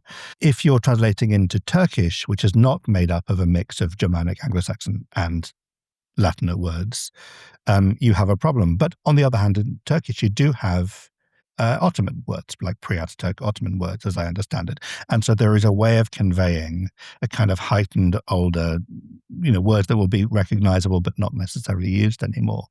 There are ways of creating an effect. Translator I talked to, Emily Ihan, was doing a bit of Richard III, and Queen Margaret comes in, and Queen Margaret sort of appears in the play from another age. And so Emily gave her more Ottoman words. So there are things that the language allow you to do, because every language can do register, and every language can do economy, and every language can do whatever, humor, etc., etc. But they do it in different ways. They do economy. We do it with monosyllables quite a lot in English, and they will do it with other things. But you're thinking about, what is the effect of this thing? What is the effect in the moment when an actor comes on stage and says something, and it makes the audience, stand up straighter or cry or laugh or something. And now we think, well, what are the things that I can do with Swahili or Italian that will make the audience laugh, or whatever it is? People often ask me, what's the hardest language to learn? And I've got a number of answers for this, but probably one of the most basic answers is that the hardest language for you to learn is going to be the one that's farthest away from you. So, I can learn Spanish and French fairly easily. Thai would be tougher. Is there a hardest language to translate Shakespeare into? I mean, I think partly your answer to the previous question is exactly right. I think there are some languages that are much closer to English. And that doesn't mean that it's easy to translate Shakespeare, but it means that there are certain things that you can keep the same. There are certain, maybe a sentence structure will be roughly the same. Word order in at a kind of sentence level in Spanish is not wildly different from English. I can start translating a Spanish sentence into English not knowing how the sentence ends. I can just do kind of unit by unit and get to the end, and I'll have to kind of tweak it at the end, but basically the structure will be the same. This is not true if you're working with Turkish. This is not true if you're working with most languages of Asia. And so it just requires slightly more acrobatics, I think, because you can't transpose things in the same sorts of units. But there's also the difficulty of kind of cultural familiarity, which is in some cases much bigger. That if you're translating Romeo and Juliet, it's useful for it to be into a language that resembles English, but it's also useful to be into a language whose speakers will understand something about Christianity and pilgrims. And the first scene where Romeo and Juliet have their first conversation, where they meet, they're talking about pilgrims and palmers and those sorts of things. And this requires not only there being a word in your language for a pilgrim, it also requires people having an understanding of the concept and why this is important in this moment. So there is a kind of cultural distance. We have in English today, we have a kind of chronological difference. Other languages will have linguistic differences, but also cultural ones. Well, I suppose then we're to the next area. And so the first one was stay true to Shakespeare's form or don't. The second one was stay true to Shakespeare's English or don't. And then the third one, I guess, is stay true to Shakespeare's time and culture, which, as you say with the pilgrim example, just poses its own challenges. And you've got lots of examples there in the book where a translator has just had to say, the cultural anchor points are kind of missing here or not as obvious. What do I do? So one of the difficulties is if you are translating Shakespeare into another language to be published in the equivalent of like the Penguin Classic series of complete Shakespeare, whatever, it wouldn't matter hugely because you put in footnotes or endnotes or whatever it might be. You expand things, you put in material to help the reader. This doesn't work when you're on the stage. This doesn't work. You cannot, pause a production and say, something as big as the bed of ware in England. Ladies and gentlemen, let me just explain something very quickly. If you weren't sure what the bed of ware was, it's a very large bed, which is now currently in the Victoria and Albert Museum in London. You can't do that. So whatever you do has to be contained in, this is one of the problems of translating the theatre, of course, it has to be contained within however many syllables you're giving your actor to speak. If it's not on the page, it's not on the stage. And on the page in the very specific bit in the dialogue rather than in the 60 pages of endnotes or whatever. And so what you're doing as a translator is partly you're deciding, which bits of this stuff actually matter. Because that line I just quoted about the great bed of ware in England, like most people in an English audience wouldn't know that either. And probably it's fine. And you can tell from the context that it's a big thing. Write something, a piece of paper, even if the piece of paper were as big as the great bed of ware in England. It's a big thing. It's clearly a big thing. That's probably enough. It's nice to have a footnote because it's an interesting, there's an interesting story there if you want to look for it, but you don't absolutely need it. But there are certainly some things which a translator might feel inclined just slightly to tweak the meaning of. One example I quite liked, I talked to a few translators who'd done some of the sonnets. And if you think about, so probably Shakespeare's most famous sonnet, shall I compare thee to a summer's day? Thou art more lovely and more temperate. The first problem we have there is that I talked to a few translators who said that summer isn't very nice where we are. If summer is 45, 50 degrees, this is not like the compliment you think it is. So summer's day is translated into a day of spring in several translations. There is a Bengali translation, there is an Arabic translation that say a day of spring. And therefore is not saying to the reader, you're going to have to imagine yourself in London in the 1590s, where summer is a nice thing. We're going to account for the fact that here in Tokyo, everyone hates summer and complains about summer because it's oppressive and stuffy and hot. And so we're going to just call it spring. But the sonnet then goes on, rough winds do shake the darling buds of May, which is true in the hemisphere where I am, but it's not true in the hemisphere where you are. Because actually, springy things are not happening in May in the Southern Hemisphere. And so I talked to a Maori translator in Aotearoa, New Zealand, who had done, she's done several Shakespeare plays, an amazing woman called Te Hemi Mason, who was thinking, like, what do I do with that line? Do I just assume that my readers will figure it out, that we're talking about spring in May, and we'll just figure out that we're talking about somewhere where this is the thing, where May is where spring happens? We are kind of used to it. We're kind of used to it. But if we're trying to introduce this quote unquote difficult new writer to people who may not be very exposed to him, do we need this extra complication? Do we say the darling bud of November, or whatever rhymes with it, In her case, what she did was something which was quite subtle and very nice, which is basically like the first buds of spring or something. I can't remember the exact phrase, but it was the Maori phrase for something like the first buds of spring. It's basically what Shakespeare is saying, but it's not adding that little bit of friction, that little bit of interference. But yes, it's always a challenge for a translator. You're not going to say, I'm translating this into Polish and therefore Romeo and Juliet are no longer going to be in Verona, they're now going to be in Krakow. But there will be things in it, though, of course, this happens in production all the time. As you said, a play now set in fascist Italy or whatever. But you are often thinking about little bits of kind of unwelcome interference. And I think especially with a writer like Shakespeare, who on the one hand is incredibly famous and familiar and established, but also you want him to be available to new people. This is why we translate. We translate in order that new people can get access to something. And you then don't want to add more difficulty than you need to, I think. You also mention this sentence, this translator is definitely having fun, which I reckon is sometimes the main thing. And I liked that a lot because, having fun is important. I like to have fun. Does a fun translation mean better quality? Often. I think a fun translation, I mentioned earlier the idea of a translator kind of using the opportunities of their language. And so doing things that their language happens to allow, taking opportunities that their language happens to allow. And I think that's a very liberating and a very enjoyable thing, and will usually produce something that is kind of maximizing the effect of it. So just a little example, there's a moment in Midsummer Night's Dream in the Pyramus and Thisbe, play within a play at the end, where Pyramus says, I fear my Thisbe's promise is forgot.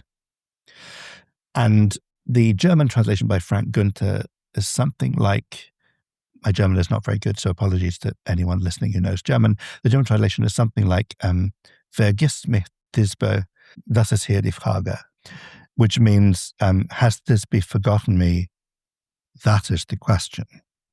Oh, nice callback. And it is a that is the question, specifically from a particular famous translation of Hamlet into German.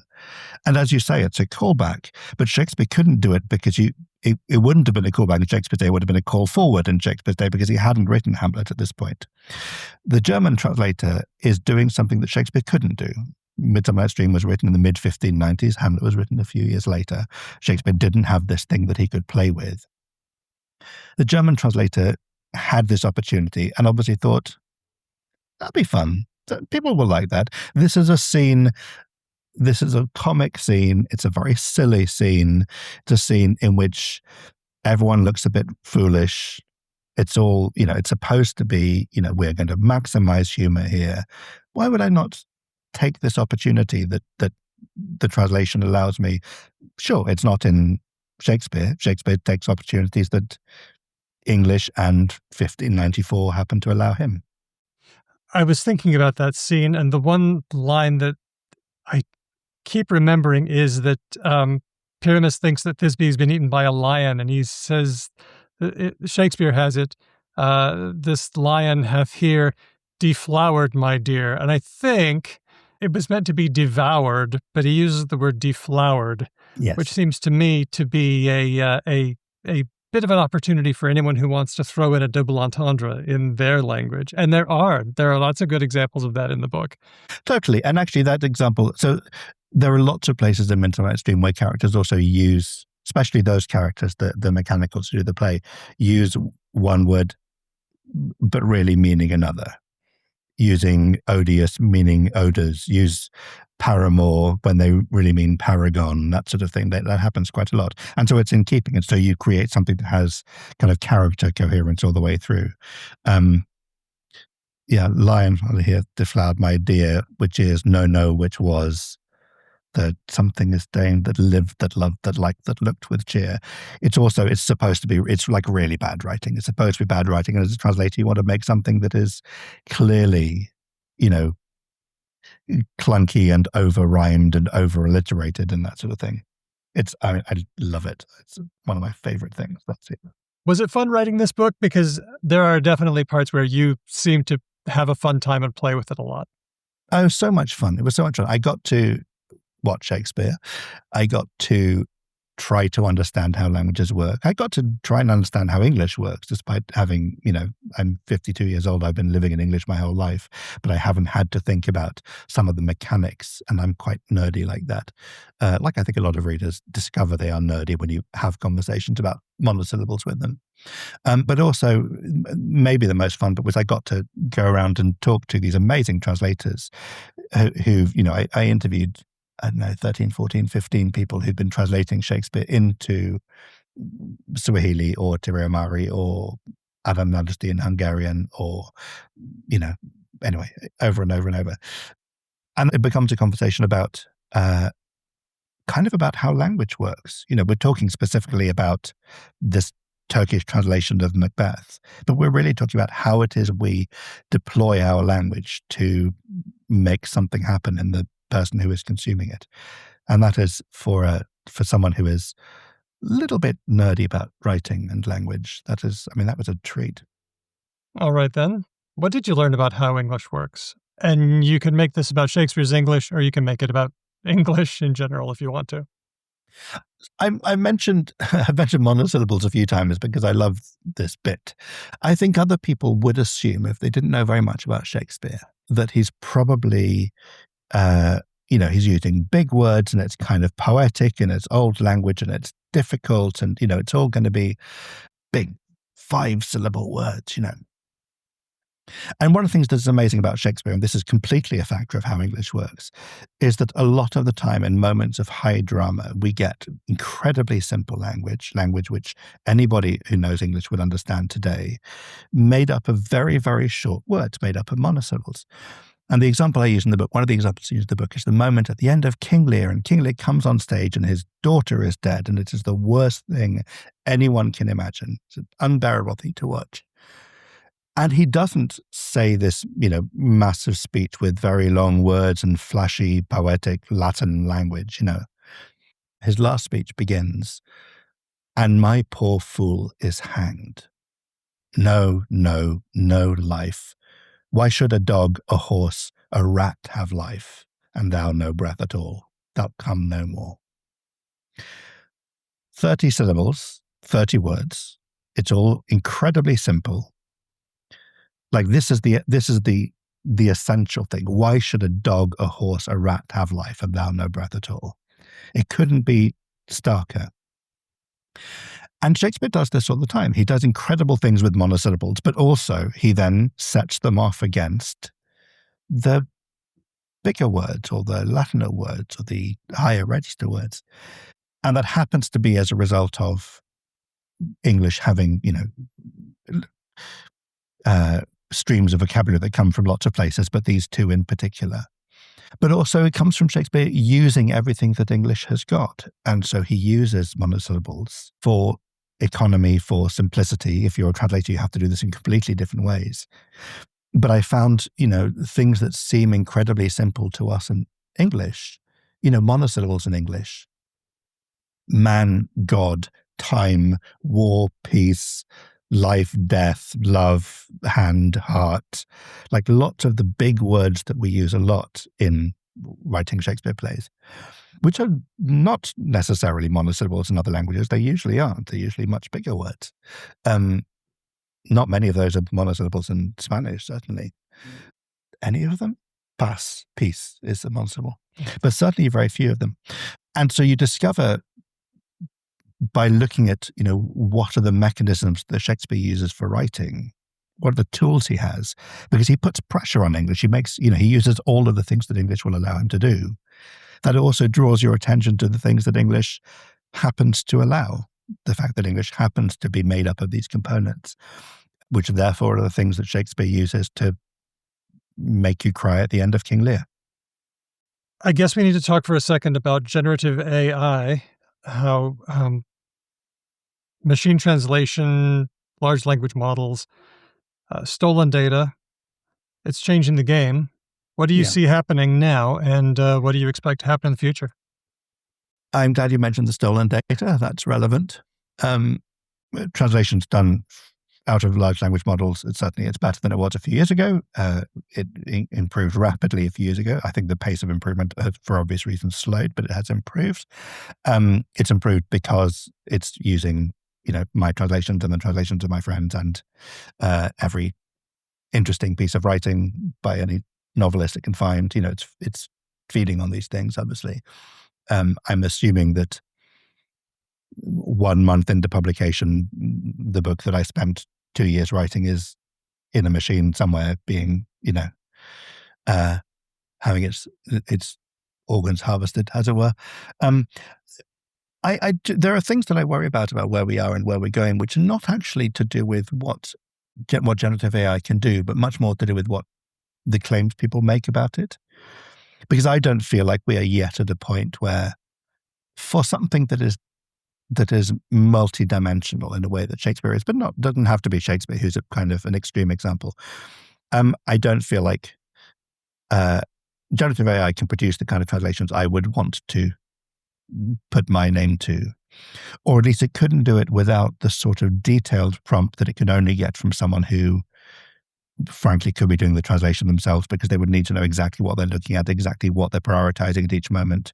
It can work as a very useful thesaurus, it can give you 10 different options, but you would need to know what the source text is doing to know which of those 10 is the one you want, because you're making a determination as a sensitive reader of that source text. So my concern is not that even in the languages where the quality is best, which is annoyingly the languages I translate from, really, it's obviously the Spanish and French translation will be much better than lots of others into English. My concern is not that it can do what I can do. My concern is that the difference, which is smaller than it was, might not matter to people enough. I'm not worried. I think the way I put it in the book, I kind of put a sort of, we have to kind of pretend to put numbers on it. Imagine it can do 80% of what I can do rather than 100% of what I can do. That's a made up number, but let's call it 80. The question for me isn't, will it, is it just behind me? Will it make up the next 20%?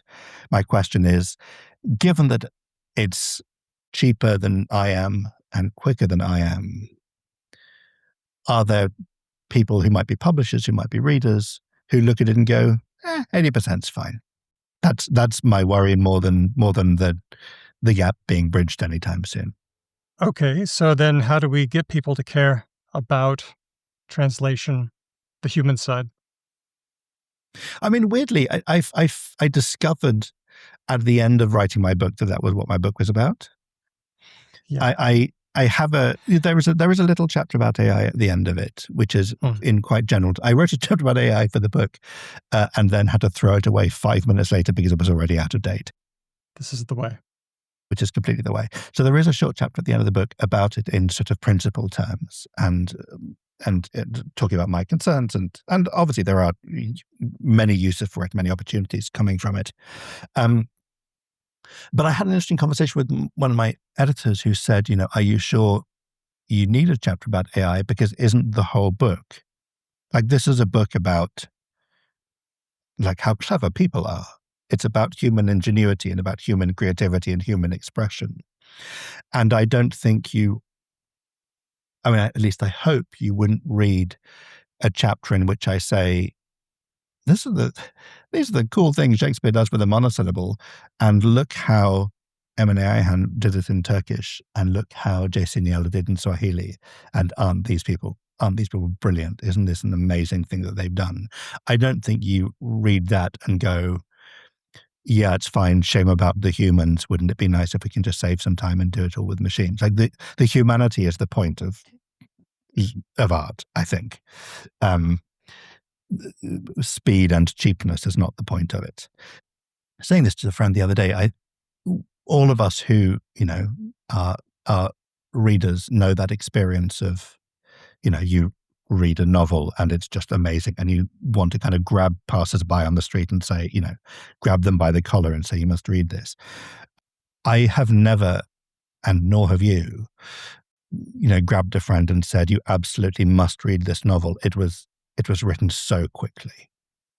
Like, this is not a factor, right? It's a factor in the making of money, not in the making of art. It's a factor in capitalism. It's not a factor in the writing or translating of a Shakespeare play. And so the book ends up being, though I'm not explicit about this until very in passing at the end, I feel like it ends up being an argument for humans, of whom, a species of which I am fond. And the reason we have art, the reason we make it, and the reason we consume it. The book is If This Be Magic, The Unlikely Art of Shakespeare in Translation. We are talking with the author, Daniel Hahn. Daniel, thanks so much for coming on the show and telling us about your work. Thank you. Such a pleasure talking to you.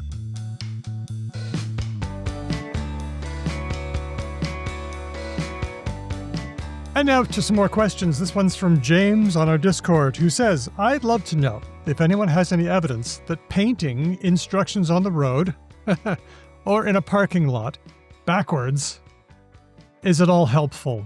Do you know what James means? I don't. Imagine that you have something on 3 lines and it says, ped-exing, meaning pedestrian crossing. Should they paint it so that the ped is near you? After all, that is the first element. Ped-exing. Or should they paint it with the ped away from you so that as you see the whole thing, you see the whole thing? Not writing it backwards. Driving forwards, unfortunately, means reading bottom to up is our problem. I'm not sure I agree with that. I think you need to write things in the line order that we would see them on a page. So start at the top line, even if it is further away. But there is a way to account for the fact that things that are further away are smaller. Like, we've known the fix for this for quite a long time. You do the opposite of the Star Wars crawl at the start of Star Wars, right? So instead of the stuff getting narrower as it heads to the top of the screen, it does the opposite. It starts quite narrow and it gets much, much bigger. So by the time the bottom line that is closest to you is legible to you, the other 2 lines, which are bigger, are also legible, and you can just read the whole thing the way a person normally reads anything. Or when I say a person, an English-speaking person who reads from like left to right and top to bottom. How many lines do you think you can sustain this? 3. No more than 3. 3. I would argue if you have anything that needs to be written on a road and you haven't been able to boil it down to 3 lines, you need a fucking sign, mate. That's what signs are for. Yeah, very good. I think James had noticed the XKCD cartoon, link in the show notes. It says, highway engineers think I read backwards, except that the text is reversed bottom to top. So I did a little work on this. I wanted to find out what were the regulations on this. That's interesting. I found the U.S. Federal Highway Administration. We'll have a link on that in the show notes as well. It's the Manual on Uniform Traffic Control Devices. This is the revision 1st of December 2025. It says, under Section 3B21, if a pavement marking word message consists of more than 1 line of information, it should read, in the direction of travel. The first word of the message should be nearest to the road user. Them's the rules. Is that, but them's the American rules, Daniel. I'll note that this is actually quite rare in Australia, first of all. Like, I'm actually really struggling to think of many instances where words are written on the road pavement itself. Mhm. But in the CBD, because there's a couple of like tight turns and a few other things, there's markings on the road that will say like city with an arrow to say if you're in this lane, you're going to end up in the city. And that's right. R side drive for Riverside Drive. Yeah. And so R side drive or R side DVE is written the way it would be on a page, with R side at the top, furthest away from the driver, and then drive underneath it. But I wonder if there's no rule about it, because perhaps the rule is at all costs try and avoid doing this, because it is actually a very bad way to put information to drivers, I would argue. You've got a lot of compromises here. If there's traffic, you can't fucking see it anyway, right? Yeah. And often this stuff is happening where there is traffic. If you're traveling at any kind of speed, even if you've made it really, really big, you're also likely to not be able to see it very well. I just think we don't do it very much here. But the question is it backed up by research? Is it really the best thing to do? Yeah. This is work from José L. Tapia from Universitat de Valencia, Spain, and a team, published in Transportation Research Part F, Traffic Psychology and Behavior. This is from the July 2026 issue, so it's hot off the presses. We had to wait for this until the research was in. The article is called When Words Split on the Road, Recognition Costs of a Cross-Line Destination Name Order in Pavement Markings. They did an experiment where they put people through simulated traffic on a video screen. It looked like a road, and then in some cases it didn't. They did both conditions. And they had names of cities printed on the road as if you wanted to navigate there, like Riverside Drive or whatever. Sure. They were looking specifically at split names on the road. Sometimes they would give people real names of cities like Barcelona, and sometimes they would have Barca, close to you, and Lona, farther away, or sometimes they would have Barca farther away and Lona closer to you.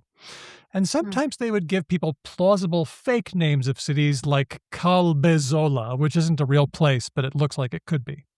The test subjects had to press the letter M as soon as they could tell whether it was a real city or not. So they could have seen three things: a fake name, Lona Barca, or Barcelona. Which was quicker?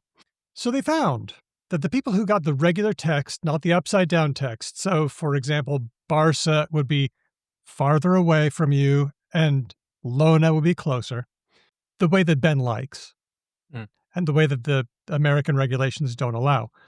When it was like that, people recognized the names of cities about a fifth of a second faster, 0.2 about of a second faster, which is kind of a lot at high speed. Yeah. I was about to say, this is one of the few instances of human cognition where those kind of fractions of time actually do make a huge difference. It does. If you're traveling at 120 kilometers per hour, that's about 7 meters, which could be the difference between disaster and not. They say, put differently, non-canonical ordering, that is to say, the one that makes sense if you just read the whole thing straight on, effectively reduces the time and distance over which a driver could acquire and integrate the destination information before action is taken. So according to this research, inverted writing doesn't help and actually slows down reaction times.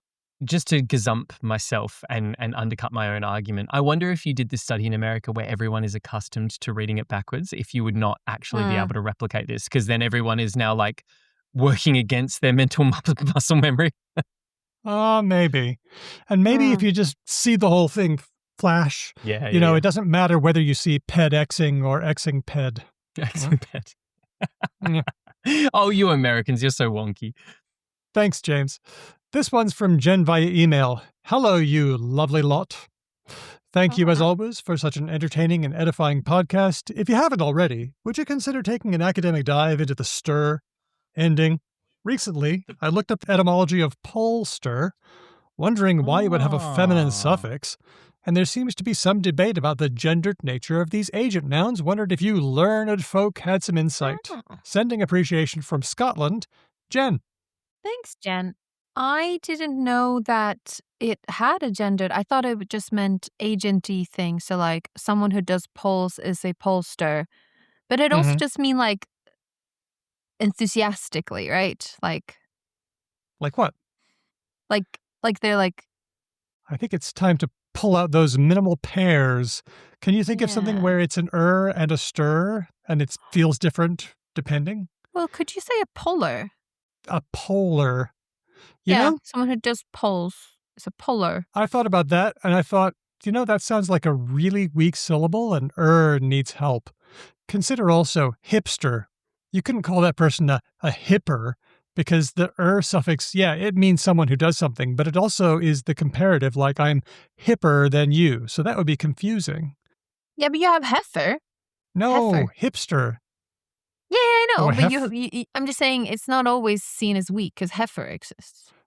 Oh, yeah. Okay. So heifer. Yeah. Is this one of these things where it's always going to be ER unless it is like an ugly, like unless the word doesn't work. And so that's what the STER comes from. Because I'm thinking of holster, can't be holer. Teamster can't be teamer. So I'm just wondering if it's just stir is what we have to use when the like there's too many vowels and it just sounds ugly. I think so, but also it feels a bit different. Like you could have both. You could have a joker and you could have a jokester. Okay. So what's the difference? Do you get a different feel from those?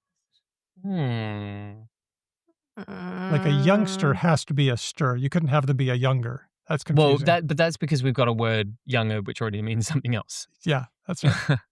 Which isn't always a barrier, but sometimes. My sense is that we use stir as a like stir is the same as like G in fridge.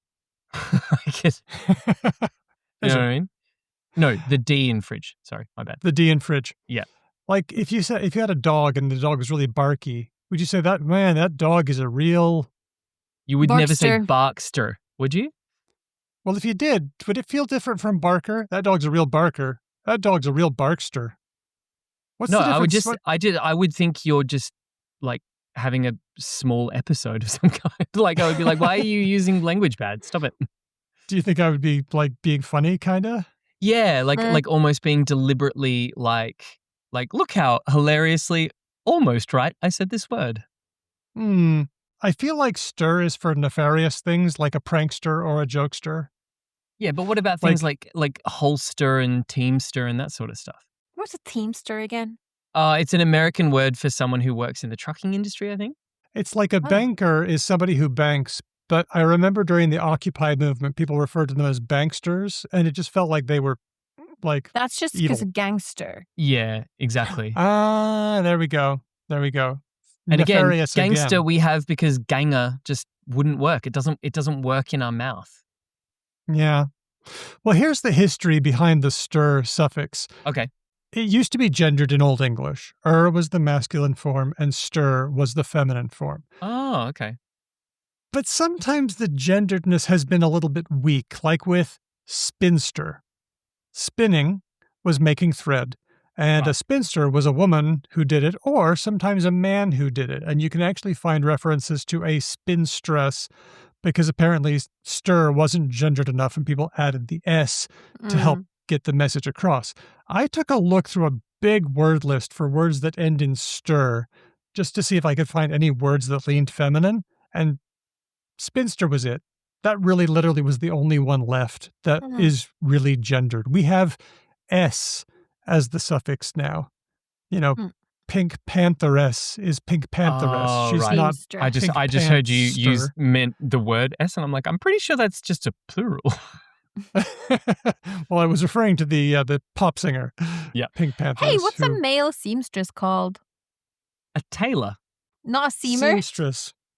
A seamer. I was just because I've been seamster? getting into sewing, I was thinking about this because I felt weird telling people that I was getting into tailoring because it has this air of like, oh, look how incredible and amazing. Do you know what I mean? Like it's. You should never button the top. Is it the bottom or the top button? I forget. You never do the bottom button. This stuff about women and men's zippers and buttons are so confusing to me because I have discovered I have so many mixed gendered clothes that I'm just like, I can't go by what I wear because I mean, I have so many shirts that I have discovered apparently are men's shirts. So the upshot is ster has been gendered, but it's been weaker or stronger at different times, and now it's virtually evaporated from the scene. We use S for that. Oh, Jen continues. Also, after hearing Ben's... Pause, Daniel. Pause. Hold on, Daniel. Yes? Because I've read this, and I need to warn Hedvig what's coming up. There is some... I read it. Okay. I did not mean to do stolen valor here. I'm pretty sure I talked about the fact that you put me onto this. So the fact that she's thanking me... Jen. Ben, we've got another reader of the book series we're madly in love with. Okay. Jen is forgiven all sins. Okay. I wanted to make sure that you weren't looking at me being like, you motherfucker. No, I'm not. It's fine. Nobody knows what we're talking about, so I'm going to read it. Jen continues. Also, after hearing Ben's impassioned promotion of the steerswoman, okay, so Hedvig's impassioned promotion of the steerswoman as well. Both. I bought the series for my husband, who is very excited to read it, so many thanks for the recommendation.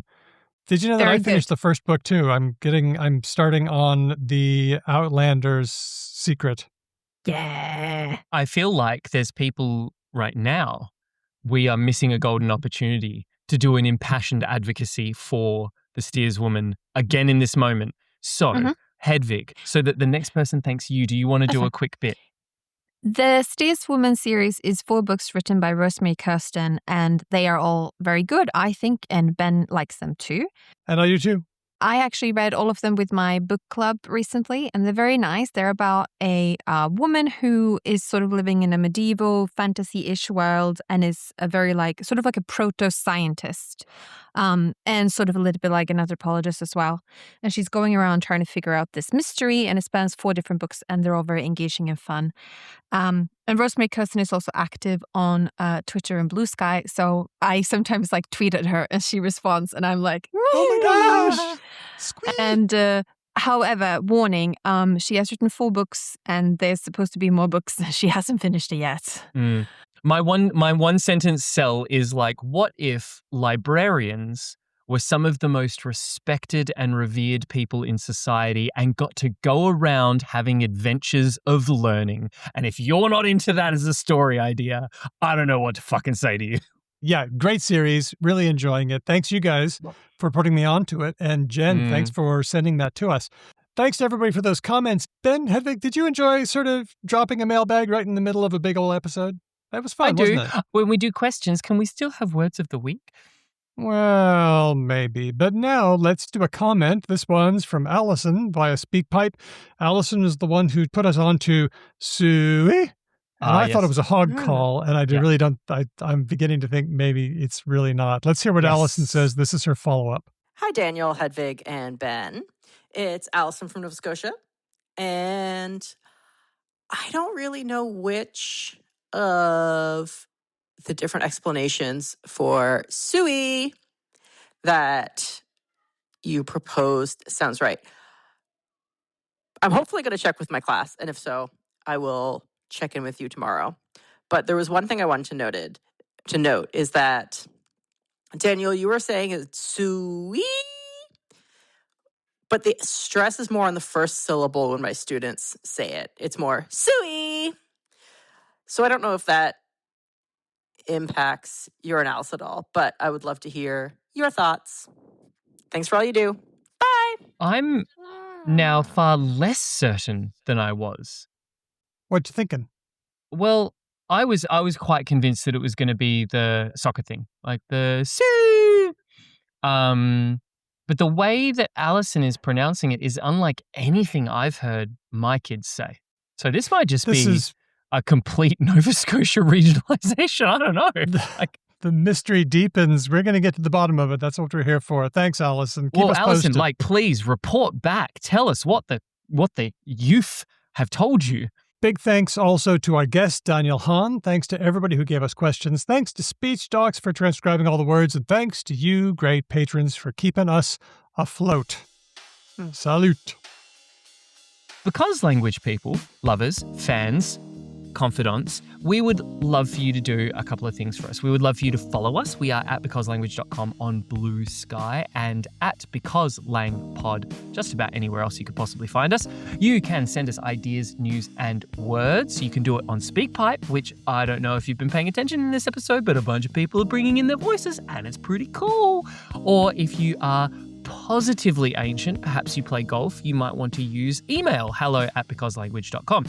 You can also tell a friend about us or leave a review in the place that you consume your podcast. Sure, it could be Apple Podcasts, could be Stitcher, could be, what's that one that we, anyway, it could be any of them. You could just leave us a review. That'd be really great.